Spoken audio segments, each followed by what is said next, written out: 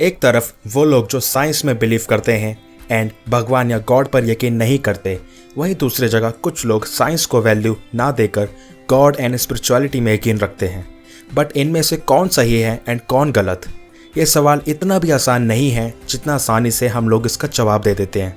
पहली तरह के लोग स्पिरिचुअल लोगों को गलत कहेंगे, वहीं दूसरी तरह के लोग जो साइंस में यकीन रखते हैं उनको। पर क्या आपने कभी सोचा है कि हम इतना जल्दी फैसला कैसे कर लेते हैं कि कौन सही है और कौन गलत?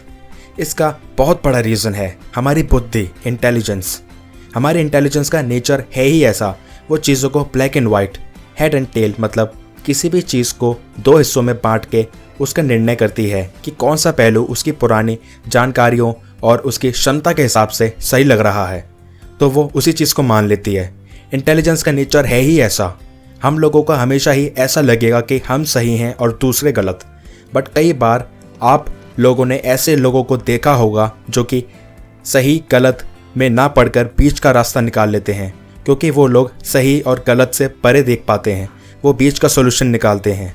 ऐसे लोग चीज़ों के दो हिस्सों में बंटने से परे चीज़ों की सच्चाई को देख पाते हैं।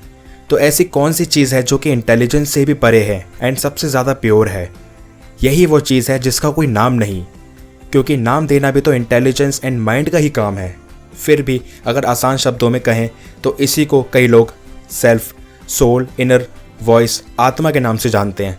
अगर इंटेलिजेंस एंड बुद्धि को साइड करके हम ये देखें तो पाएंगे कि भगवत गीता एंड साइंस तो एक ही हैं, इनमें कोई फ़र्क नहीं है।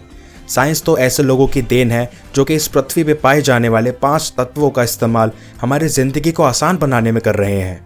किसी भी चीज़ का कॉज फाइंड करना साइंस का काम है, क्योंकि ये हमारी ह्यूमन नेचर है। इंसानों में यह सवाल करने की आदत, चीज़ों के कारण जानने की उत्सुकता हमें यहाँ तक ले आई है और साइंस बहुत तेज़ी से एडवांसमेंट करती ही जा रही है। बात करें भगवत गीता की तो इस किताब को अब तक वर्ल्ड वाइड करीब 100 से ज़्यादा भाषाओं में ट्रांसलेट करा गया है।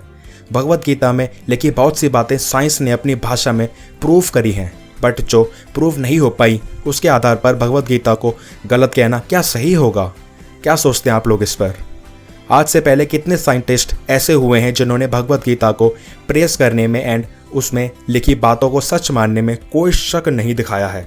For example Albert Einstein, Henry David Thoreau, Hermann Hesse, Carl Jung, Ralph वर्ल्डो Emerson etcetera, और भी ऐसे बहुत साइंटिस्ट हुए हैं।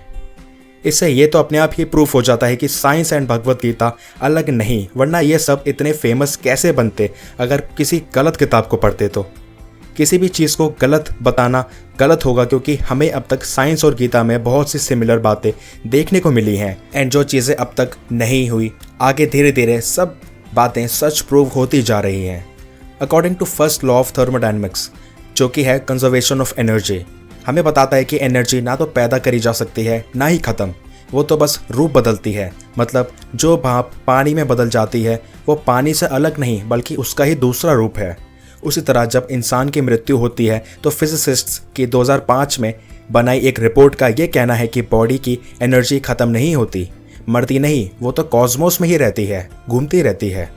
इसी तरह गीता के 2nd चैप्टर के 22 श्लोक में श्री कृष्ण कहते हैं कि जब असल मायने में इंसान का मरना समझा जाता है तो वह असल मायने में इंसान का मरना नहीं होता, वो तो केवल शरीर ही नष्ट होता है जो कि 5 तत्वों से बना हुआ है।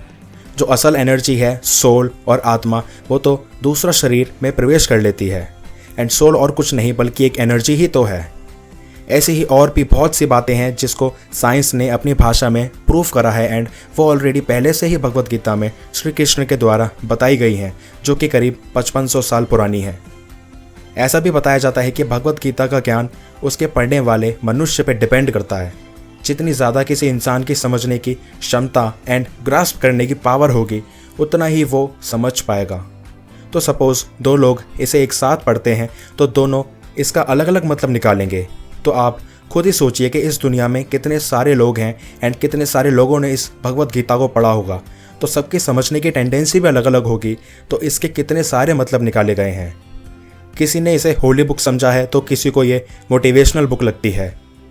मेरा इस वीडियो को बनाने का बस एक ही उद्देश्य है कि हम लोग दुनिया को और लोगों को हिस्सों में ना बांट के और ये ना सोच के कि हम सही हैं और वो गलत, जब सभी ऐसा सोचेंगे कि हम ठीक हैं, हम सही हैं, तो असल मायने में सही हुआ कौन?